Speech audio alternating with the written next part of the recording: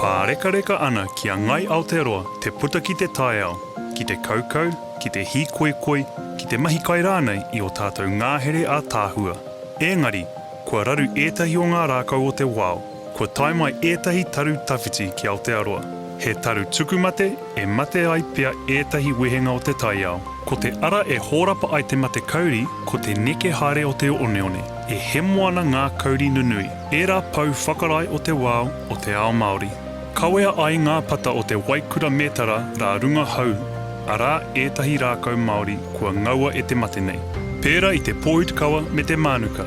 Tai atu ki ētahi rākau whaihua, taha ōhanga. Ki te noho noa iho tātou, tērā pia ka whatu ngarongaro e nei tino rākau.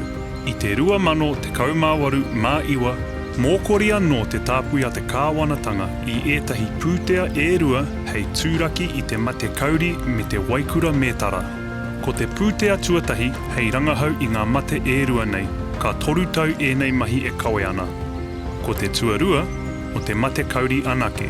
E rua te kau miriona anō kua tukuna ki te kete hei rangahau i te mate nei. Kua riro mā mātou mā ngā koiora tuku iho te pūtea tuarua nei e tiaki. Kua tapaina ko ngā rākau taketake. Hei tohu i tō tātou hononga taketake ki ēnei rākau.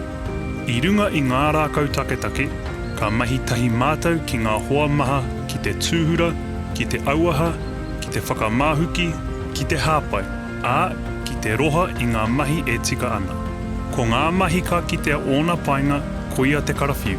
Āpiti atu ki te pūtaiao o te uru, ka kuhuna hoki he moni ki te mātauranga Māori.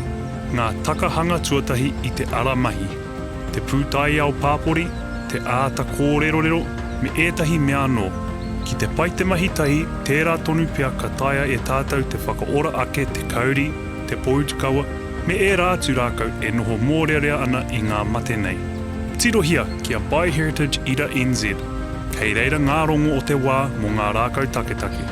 Me ngā kōrero mo te uru mai ki te kaupapa nei. Mā te tautoko a te katoa e tū tonu ai e nei rākau. Hei pāreka reka mā ngā reanga o muri.